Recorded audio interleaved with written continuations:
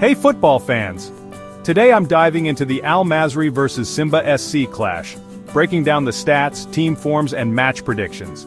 Let's start with Al Masry. In their recent 5 matches they've managed 1 win, 3 draws and 1 loss. They've scored 5 goals and conceded 4, averaging 1 goal per match. Not exactly stellar, but they've shown resilience. On the other hand, Simba SC has been on fire. 3 wins, 1 draw and 1 loss in their last 5 matches, with a goal difference of 7-4. That's an average of 1.4 goals per match. Solid performance, right? Now let's look at their head-to-head record. These teams have faced off twice in the CAF Confederation Cup. The first match on March 7, 2018, ended in a 2-2 draw, and on March 17, 2018, it was a goalless draw. Clearly, these teams know how to keep things tight.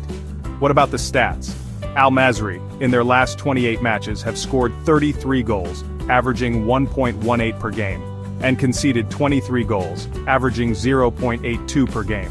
Simba SC, over their last 30 matches, have netted 63 goals averaging 2.1 per game, and conceded only 13, averaging 0.43 per game.